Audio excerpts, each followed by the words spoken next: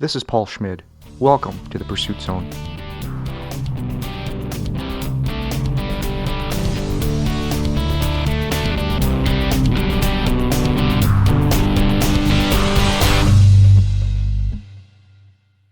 After 2 years of planning, Sarah Outen set off on her London to London via the World expedition on April 1st of 2011.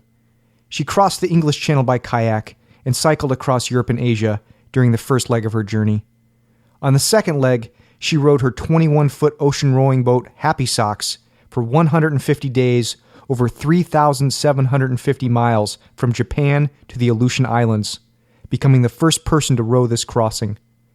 You can learn more about these adventures and about the upcoming legs of the expedition at sarahouten.com. Sarah Outen, welcome to the Pursuit Zone. Morning, Paul. Thank you for the welcome. Sarah, how did you start getting into doing big adventures like this?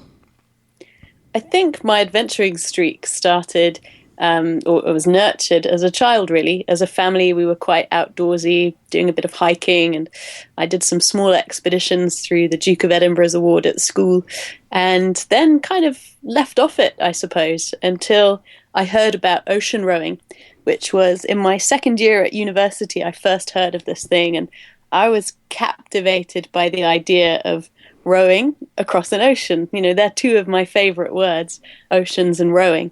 And I set my sights on rowing across the Indian Ocean. I thought it would be something I would do after university once I'd graduated and, figured out how to do it and raised the money to do it and all of that.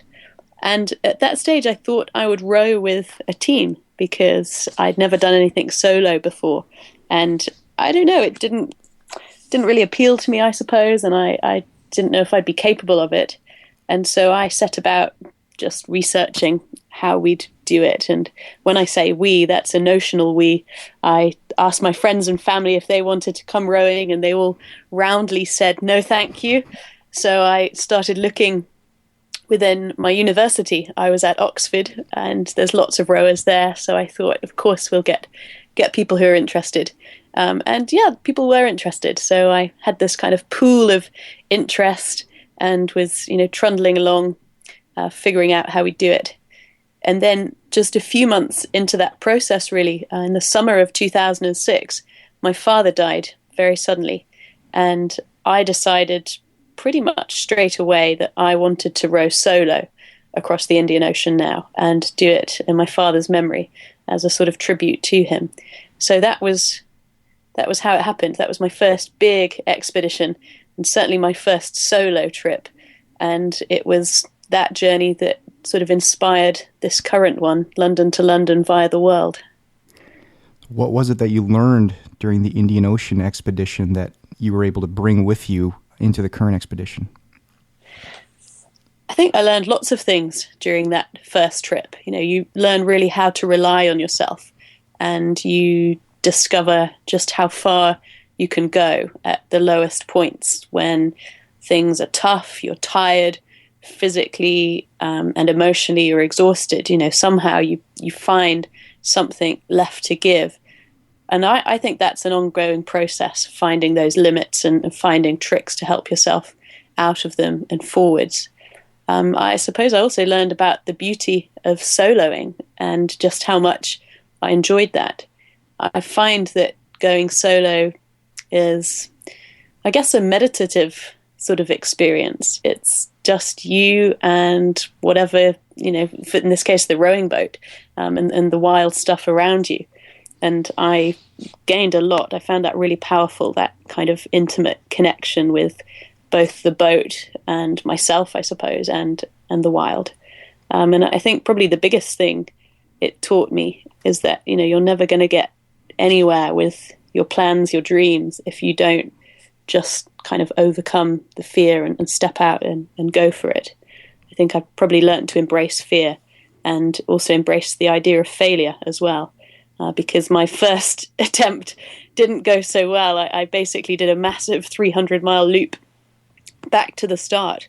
I pushed out from Australia in good conditions with a good forecast, but it changed a couple of days in, and I was actually being blown back towards the shore. And at the same time, I was being pulled south by a current So I was trying to row west, the wind was trying to blow me east, and a very strong current was trying to pull me south. So I ended up, on a quick route to Antarctica, basically, and decided to turn and come back in for another go. And it's a powerful thing to learn to embrace things that don't go so right, because you can learn from them and get stronger, and it gives you a confidence boost. So I learned quite a few things out on the ocean that first time. Yeah, I could see how after that experience, it would be really easy to just want to quit. I guess so. Maybe for some people that would be the option, and I don't think there's ever any shame in that. I think you should just kind of respect everybody's approach to things. But for me, I don't really do giving up. I've got to be in a pretty bad way to walk away from something and sort of say, right, that's no more for me.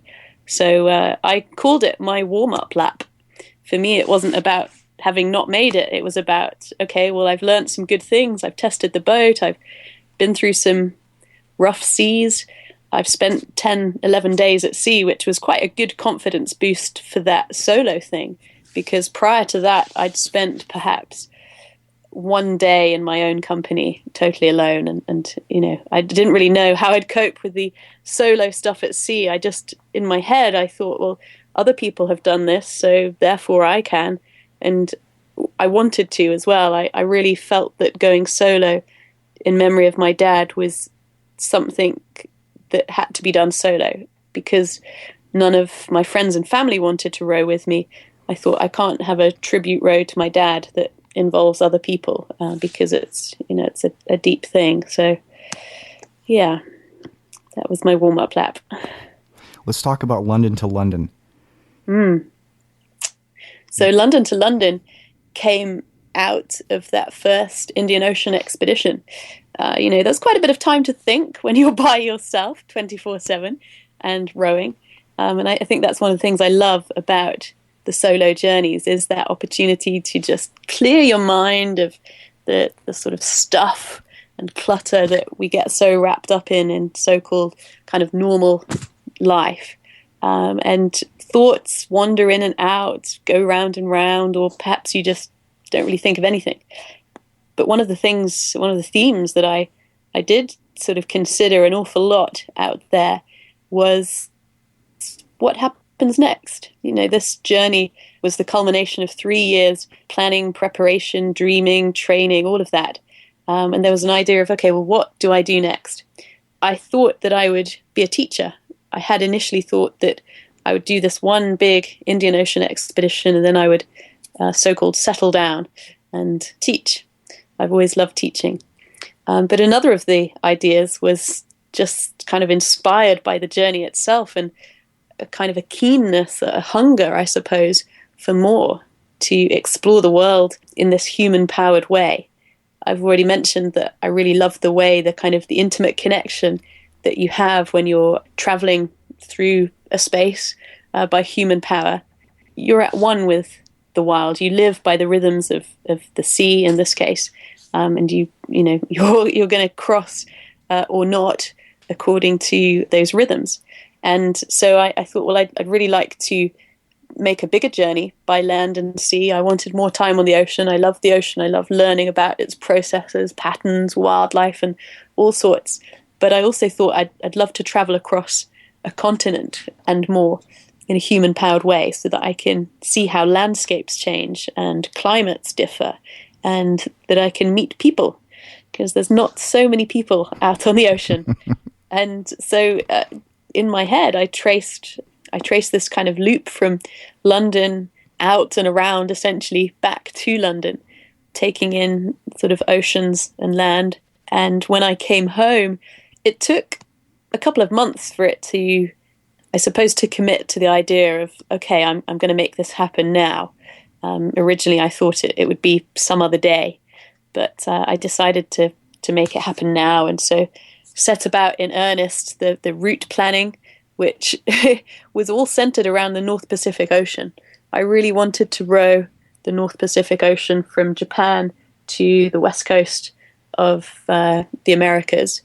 For me, that was always going to be the sort of the party piece, so to speak. The wildlife on the North Pacific I had heard was fantastic.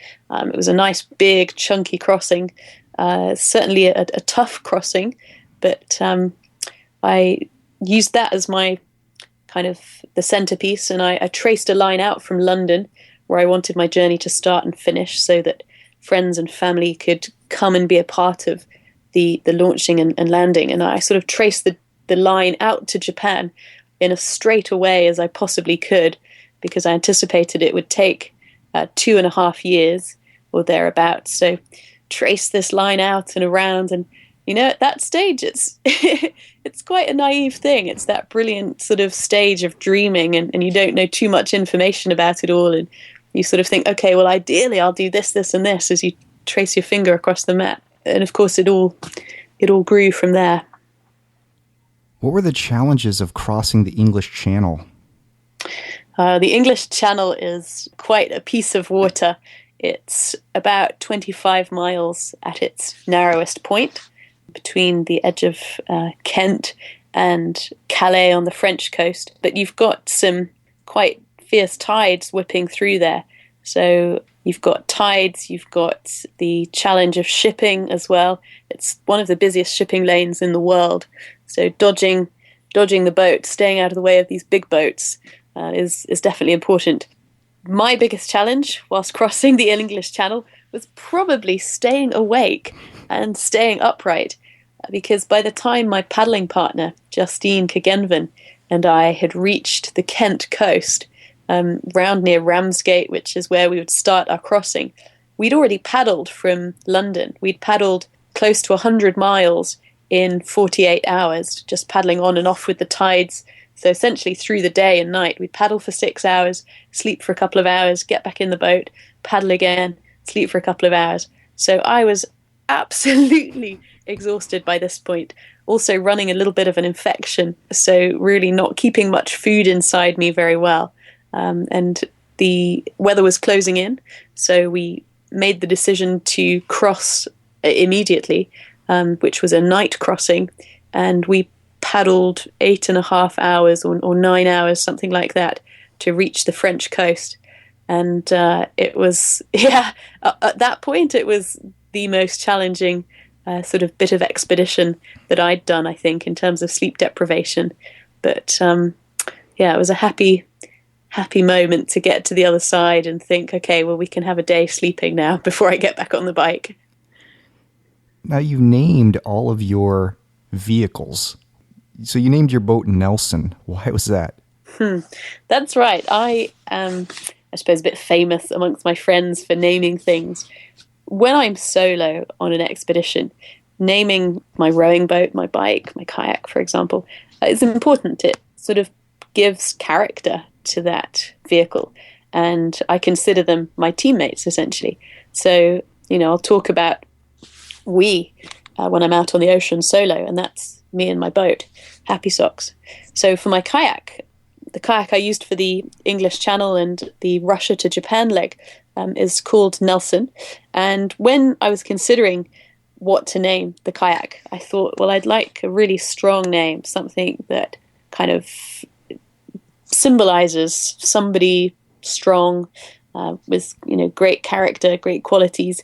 And sitting at the dinner table with my mum and my brother one evening, whilst we chatted about different names, we went through all sorts of names, through mythical gods, famous people, countries, all sorts of ideas, and we came up with Nelson after Admiral Nelson, and also Nelson Mandela, South Africa's first black president.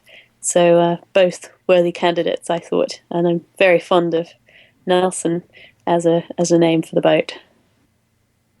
Okay, so you made it to the coast of France, then you began cycling, and your bike was named Hercules.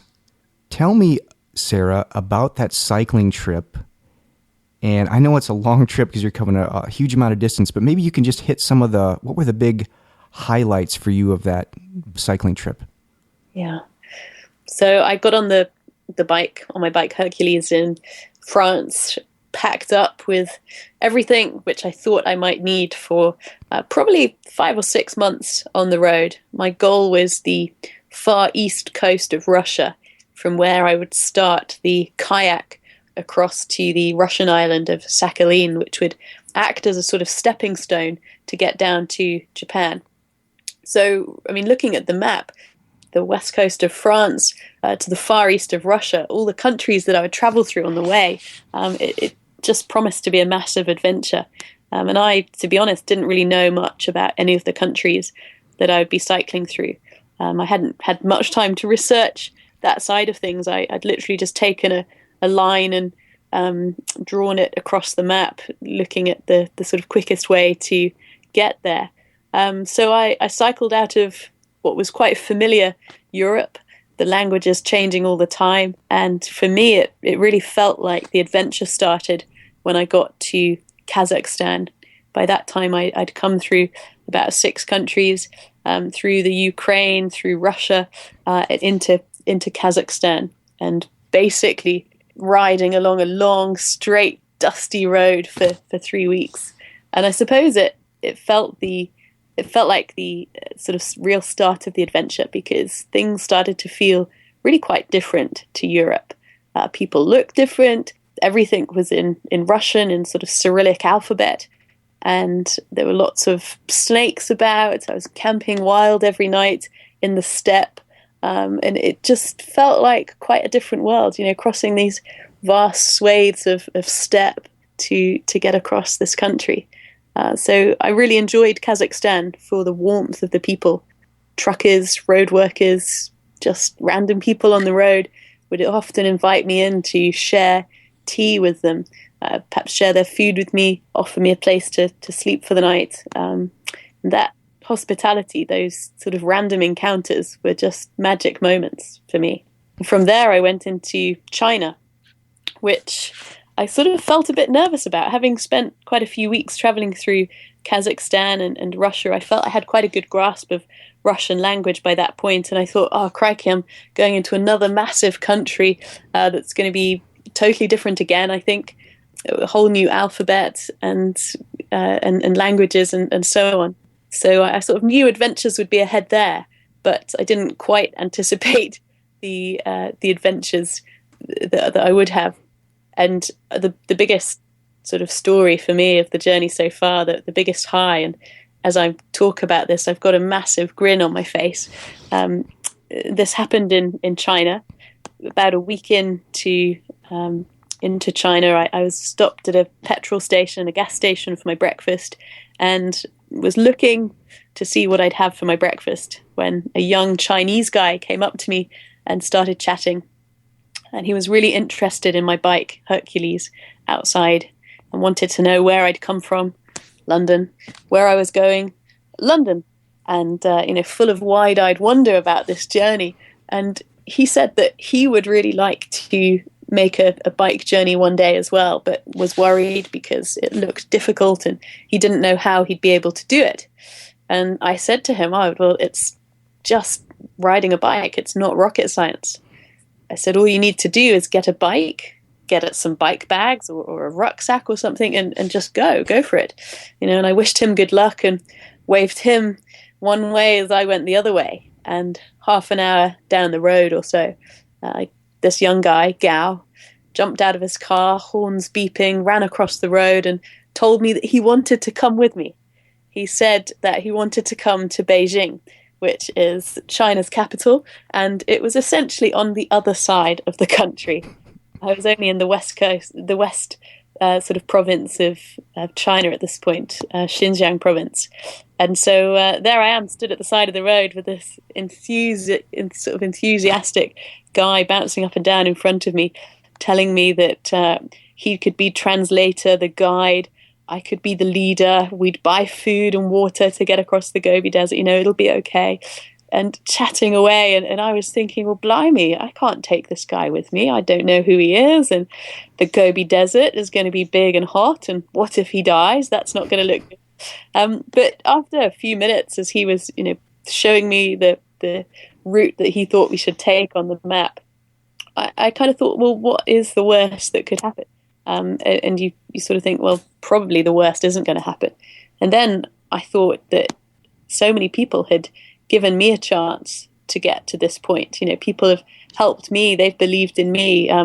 Way back when I first started, smaller expeditions as a teenager, people helped me out and showed me what to do. So I sort of thought, well, actually, I owe it to Gao. I want to help him. And so I said, yes, cool, come with me. And I wrote him a shopping list, because at this stage, he didn't even own a bike. So, I mean, that is how gutsy he was, asking me, the random cycling stranger, if he could join me on a bike adventure when he didn't even own one himself.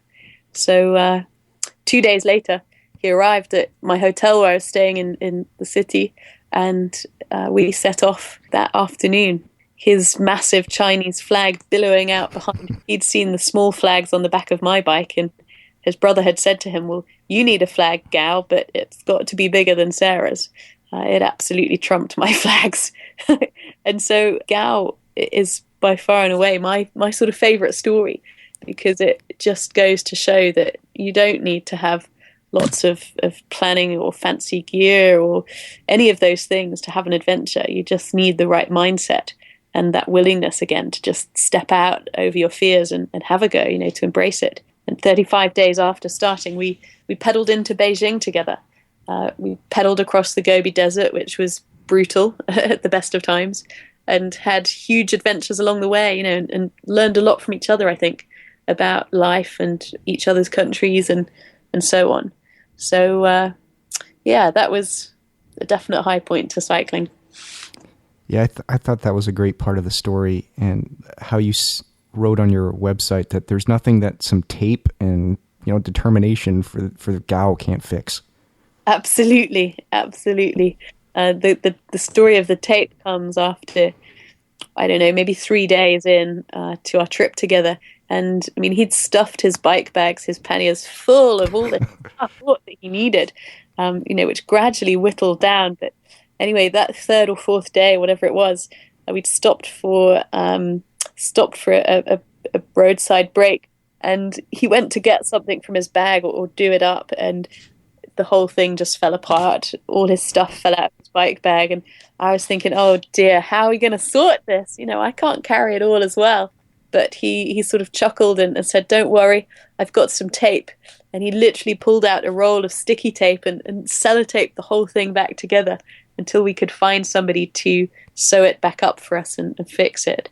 So, that day I thought, okay, kudos to the guy. He's got the right attitude for this. Now, eventually, you make it back into Russia for the second time, right? Yeah, that's right. After Beijing, I left Gao there. He was going to be staying with some family. He has a sort of family base over near Beijing as well.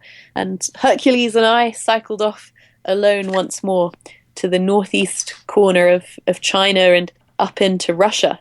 And I mean, what a contrast coming out of China, which is just full of people and busy, and to me it felt like there was no sense of personal space. I was continually surrounded by curious people wanting to see my bike, touch my bike, see me, touch me, this strange white woman cycling through their lands.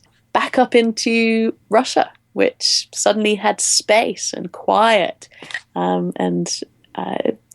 for one thing, people looked like they did on the other side of the country back in Europe.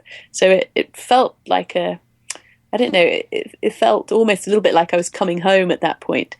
Things felt a bit more familiar again. And it was, wild and beautiful. I think the sort of Russian Far East is a wonderful place to have an adventure. And for me, it was kind of punctuated by these wonderful shows of hospitality again. The Russians are really warm people. They've got a great sense of hospitality. I mean, on my first night in Russia, having just come over the border, and I was pretty downbeat because I'd had to take the border bus, the 6 kilometers between the two checkpoints. I sort of on no uncertain terms was I allowed to cycle. So I sort of cried my way the 6 kilometers on the bus and was feeling a bit downhearted, as I say, and camped at the side of the road. And a guy came up in his battered old car and he didn't look too happy about me camping where I was, and I thought, oh, I can't be bothered to move. I'm going to be fine. The next thing I knew, he was on the phone to his wife, asking if I could go back and stay at his house.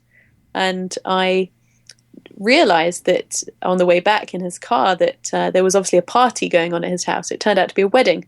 And when I arrived back at the house, it turned out that he was in fact the groom.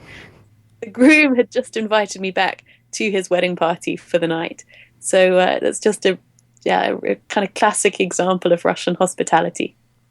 What's the Far Eastern question? The Far Eastern question, or FEQ for short.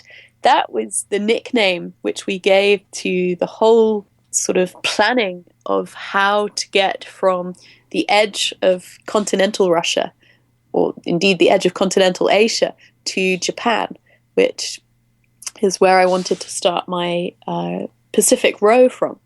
And, you know, you look at the map around there, to go straight out from China to Japan just wouldn't really work across the South China Sea there, because it's quite a big distance comparatively. There's a lot of shipping. That really wouldn't work.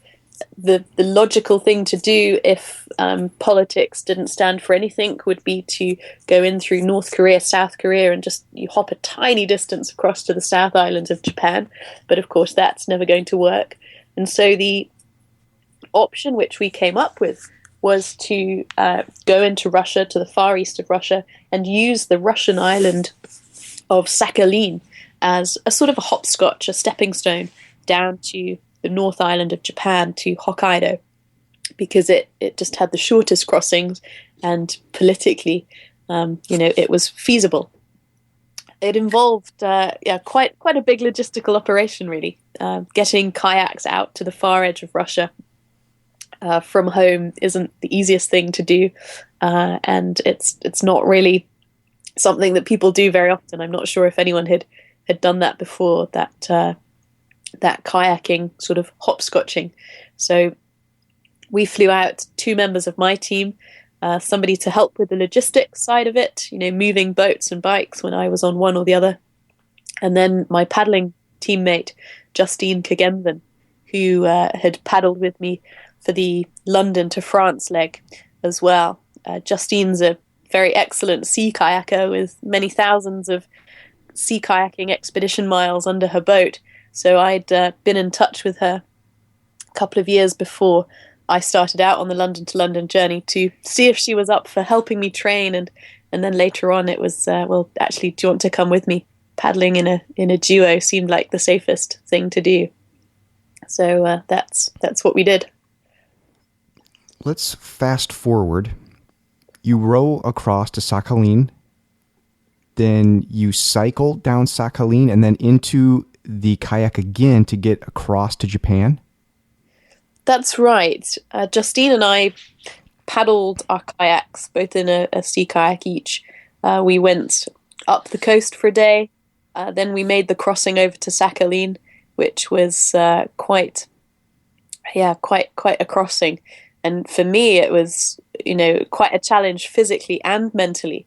I mean, physically, it's like paddling a marathon, essentially, with a fully laden boat. We had food in the boat for sort of a week's worth of paddling, because we'd essentially be paddling down the island of Sakhalin to the nearest road where I could get back on the bike again.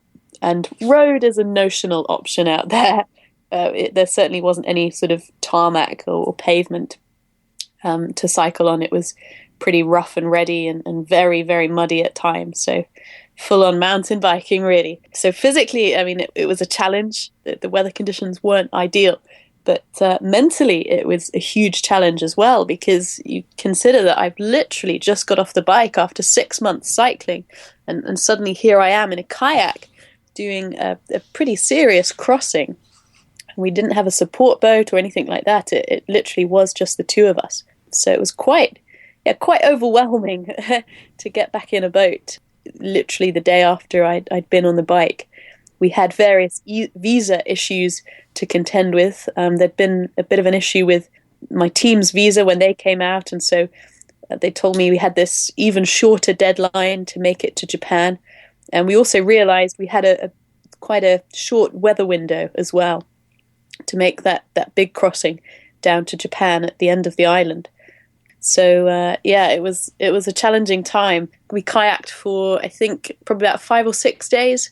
Then I got on the bike for another 5 days or so and cycled down the island, which was kind of bleak, beautiful, cold. I was exhausted.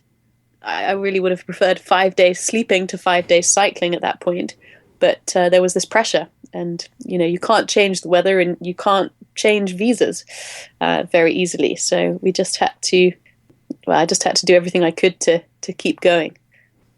Now you're on Japan. You find a home where you plan to winter over.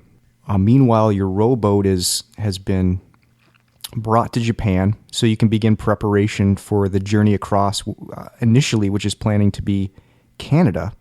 Now, at this point, your boat is named Gulliver. Mm-hmm. And after several weeks of waiting for the right weather window to open, you set off from Japan on your rowing journey. But then you run into some weather issues when you're out there.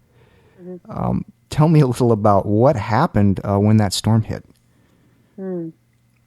This was my first Pacific attempt in 2011. As you mentioned, in my rowing boat, Gulliver, he had been shipped out from the UK. Set out sort of mid-May and bound for Canada, and all kind of went pretty well for the first couple of weeks. I was settling into life at sea. I always consider that the first month at sea is about settling into this new life. You just come away from people and land and all of those things, and settling into being totally alone and having this huge goal that you need to just chip away at little by little. And I suppose it was just a couple of days into June when I had an email from my weather forecaster, my weather router, Lee, who's over in Minnesota. And I can't remember the title of the email at this point, but it very quickly went in to say that there was a typhoon brewing down in the Philippines, and that in about a week's time, I suppose, it was due to hit my sea area. And although it was forecast to weaken from typhoon strength to severe tropical storm, it would still be a very serious storm. And so he said, I'm going to keep updating you with what's going on, but we need to make a decision. Do you stay out at sea and ride it out, essentially? Or do we plan to get you picked up by a passing container ship, cargo ship, something like that? And so you're suddenly faced with this big decision of, okay, what do we do? Do we get out whilst we can, but we risk losing the boat? Because, yes, you might get picked up by a passing ship, but they may not be able to take the boat as well. And I sort of considered it and talked to various people and decided that I was going to stay. I believed that with the forecast wind conditions and wave conditions, we, the boat and I, would make it through.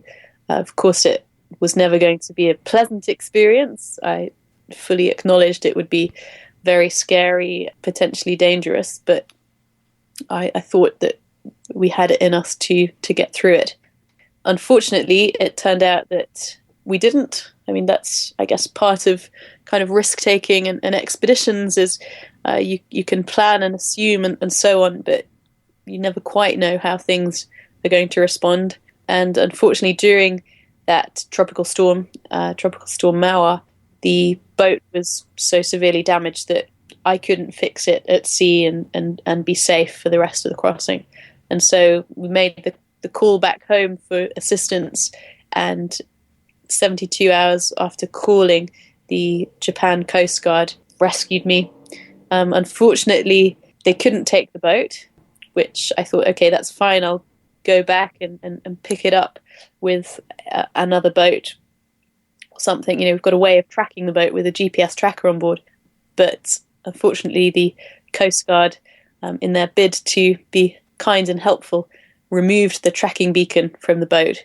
And so I lost Gulliver, and I don't know where he is right now. I hope that he's out there having his own adventure, rocking it out on the ocean. Who knows? It would be great to think that he would wash up one day. There's some really special things on board which I'd like to take away. But at the end of the day, I'm grateful to the Japan Coast Guard for getting me out safely, and to Gulliver for keeping me alive meanwhile. So some months go by, you go back to the UK to regroup, and then word comes that Gulliver has a sister boat. And from that point, what happens? Yeah, so I was picked up mid-June. I had a few more days in Japan, and then I flew home. So very early on, even whilst I was still on Gulliver waiting to be rescued, I said to my project manager, this isn't the end of the ocean. I still want to come back to the Pacific and row it one day. I'd had an incredible month at sea up to that point, and I've just appreciated we were unlucky. There's two sides to the coin, kind of luck and bad luck, and we happened to get a bad luck throw that time. So it wasn't too long after returning home that I heard about the sister boat to Gulliver, who'd already made an Atlantic crossing, been built by my boat builder, so I knew it to be a really solid boat. And with the insurance from having lost Gulliver, I was able to buy that boat. And although we had a huge mission to get the project back on track, the goal was to get back out to Japan for this year, 2013, the following year. So there was 9 months between being rescued off the Pacific in Gulliver and returning to Japan with my new boat, Happy Socks. Originally the boat was called Socks, but I thought, well, I want to customize the name a little bit.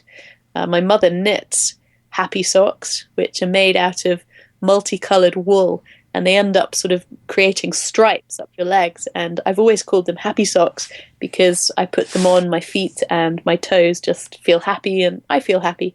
So Happy Socks and I went back out to Japan in March this year, and we started rowing at the end of April across the North Pacific. Let's talk about... Well, we have to finish the story because, of course, you made it after 150 days, 3,750 miles, but you had to change your course along the way and shoot for the Aleutian Islands chain in Alaska. What was that like, that final few days and coming into Alaska? We made the decision to turn left after 4 months at sea. We'd originally thought the North Pacific from Japan to Canada would take maybe 5, 6, possibly 7 months. But after 4 months, I still wasn't even halfway across that route. I'd faced lots of bad weather, lots of strong winds and storms, which had pushed me back towards Japan, sort of blown me off course. And currents also had pulled me back in the wrong direction. And so we looked at our options, which were really limited. And it was really exciting to look at the map and consider that the Aleutian Islands, which sat to my north, offered a chance of safe landing and an onward an onward continuation of the journey next year by kayak. So quite a big decision to turn left. Certainly I had my fair share of rough weather in that final month at sea, and the goal was just to row as much as I possibly could to get in safely.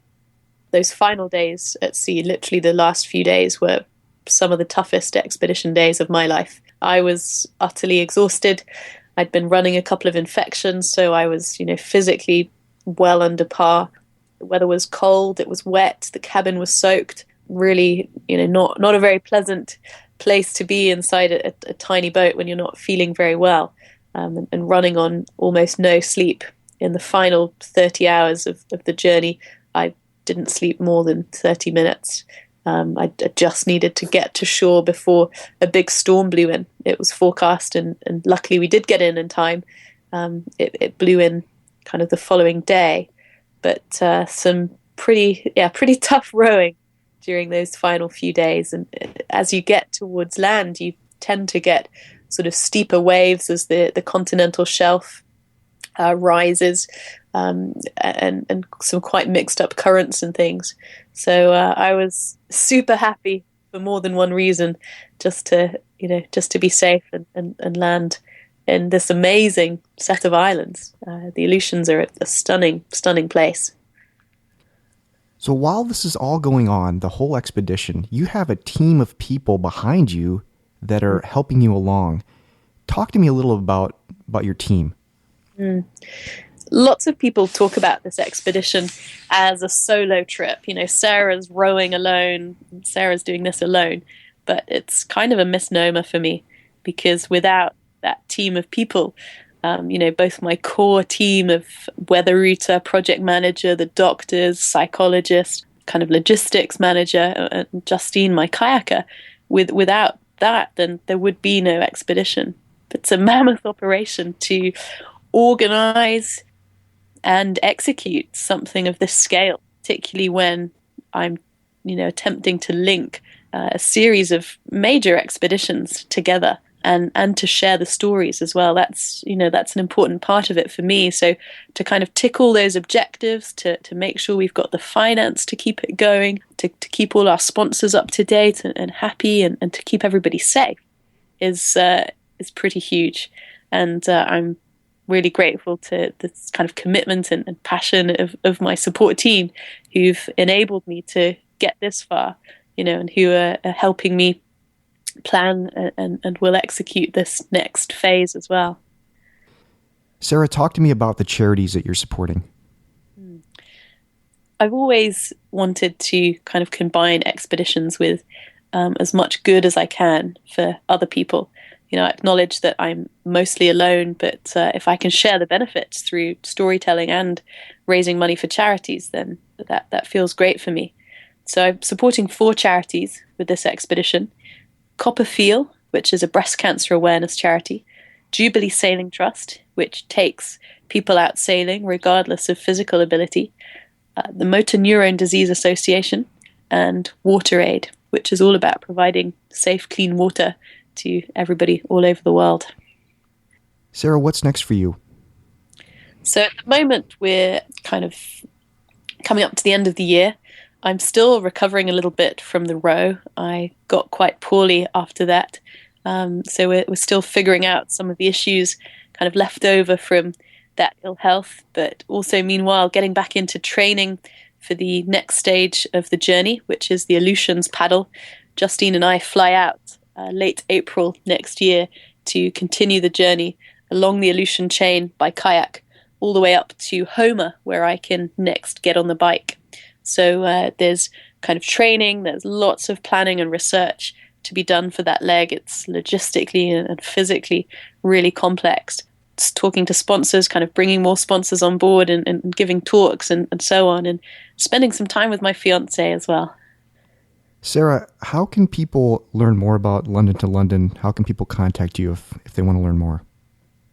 So the best place to find out more about the expedition, kind of what's gone before, the plans ahead, and then to follow along live whilst I'm actually out on expedition, the best place to do that is the website, which is sarahouten.com.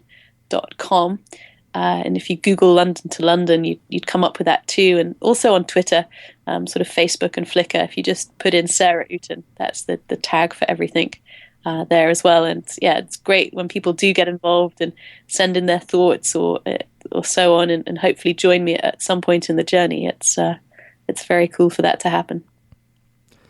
Sarah Outen, thank you so much for coming on the show. I really appreciate it. And good luck on the next leg of the expedition.